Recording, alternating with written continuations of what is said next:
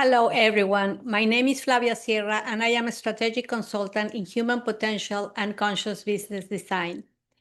Today, we are living through a very important transition in the way we work, educate, lead, and even relate to one another as human beings.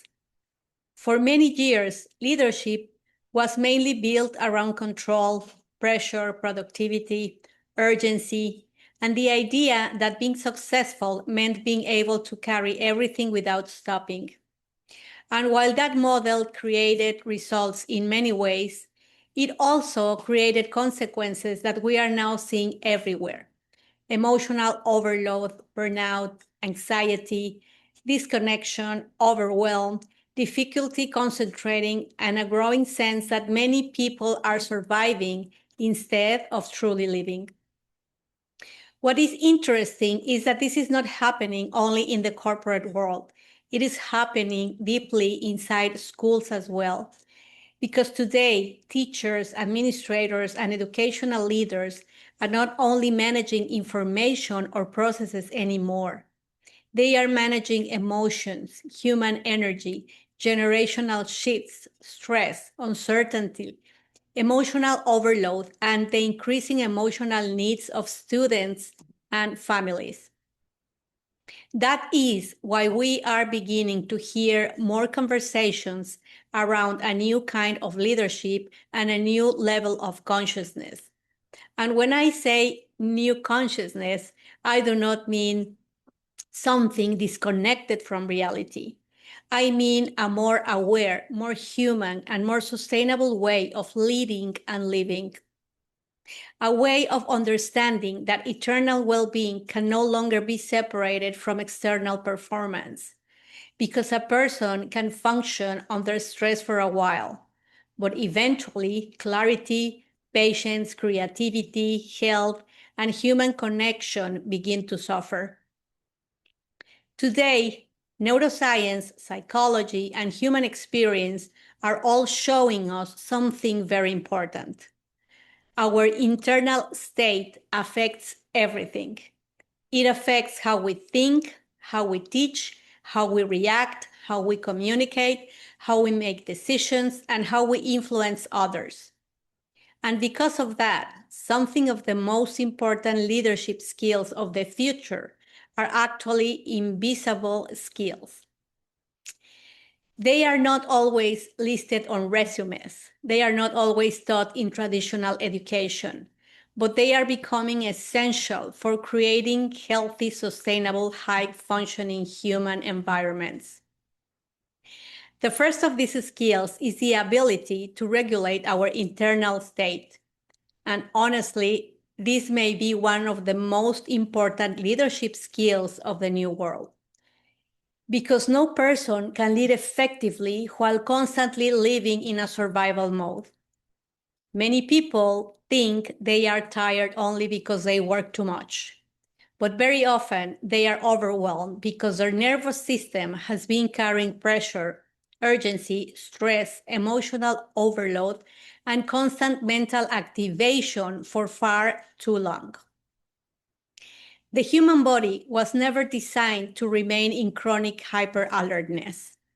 When someone lives in that state for too long, patience decreases, emotional reactions become stronger, sleep becomes more difficult, mental clarity declines, and even small situations begin to feel overwhelming.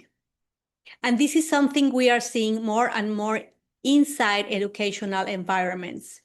Teachers and administrators are constantly adapting, solving problems, supporting students, managing expectations, handling emotional situations, and trying to give their best, while often feeling emotionally depleted themselves. That is why emotional and nervous system regulation is no longer a luxury. It is a necessity. And regulating ourselves does not mean pretending everything is fine or never feeling stress. It means developing the ability to return to balance more quickly, to pause before reacting, to breathe differently, to create enough internal space to respond with more clarity and intention. And this changes the entire emotional environment of a school. Because regulated adults create safer environments. A calm nervous system communicates stability. Students may not always remember every word an educator says, but they absolutely feel the emotional energy of the adults around them, especially teenagers. The second invisible skill of the new leadership is conscious energy management. And this is very different from simple time management. For many years, we focused mainly on productivity and efficiency. But today, we are beginning to understand that human beings do not only manage time, we manage emotional, mental, and physical energy. Many people are not struggling because they are weak. They are struggling because they have been emotionally on for too long without recovery. Constant responsibility, emotional tension, overthinking, multitasking, and carrying everyone else's needs eventually drain the nervous system and the mind. And in education, this happens constantly. Educators are not only teaching subjects, they are holding emotional spaces every day. They absorb tension, pressure, behavioral challenges, family dynamics, deadlines, and emotional demands that are often invisible. The new consciousness invites us to stop glorifying stress and emotional overload as signs of commitment or value. For many years, society praised people who sacrifice themselves endlessly.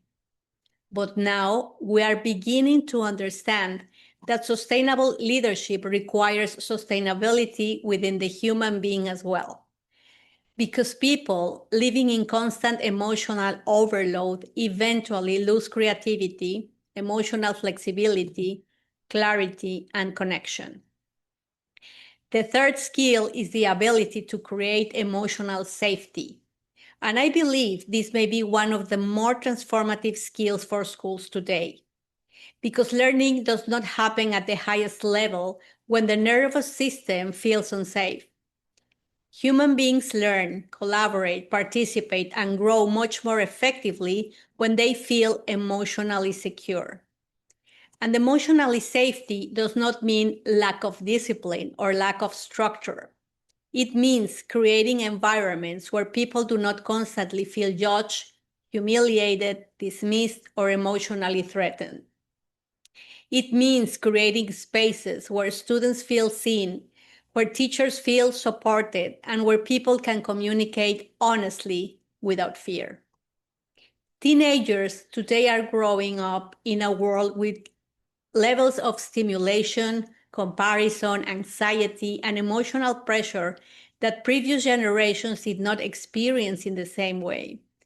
Many students are carrying invisible emotional stress while trying to perform academically at the same time. When emotional safety exists, participation improves, communication improves, creativity improves, trust improves, and even conflict becomes easier to navigate because people no longer feel constantly defensive.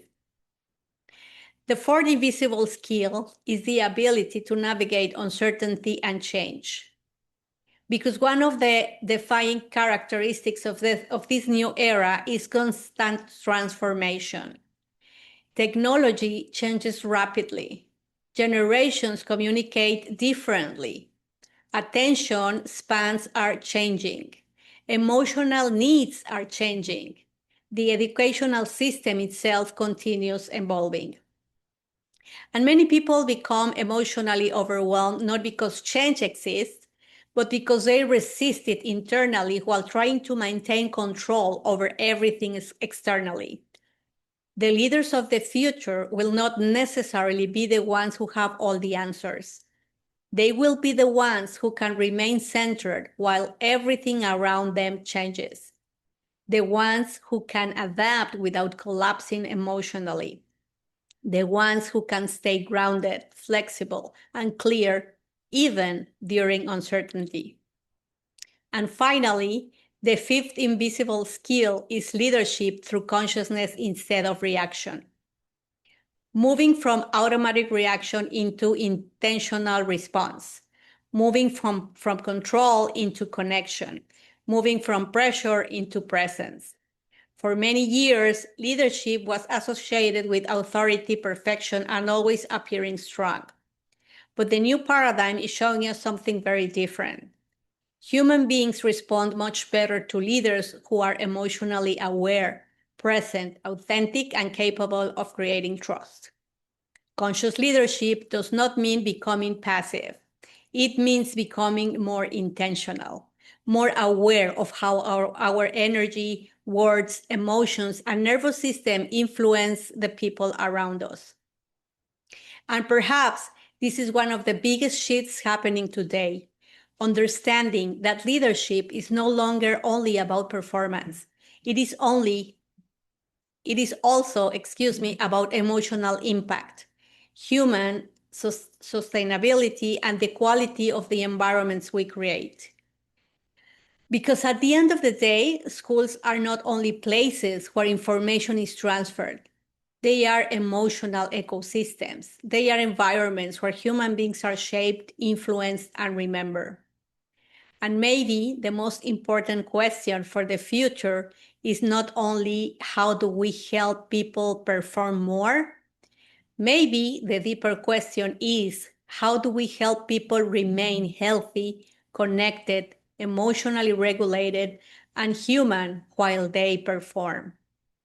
Because the leader of the new world will probably not be remembered only for how much they achieved, but for the environments they created, the emotional safety they generated, and the level of consciousness they brought into the life of others.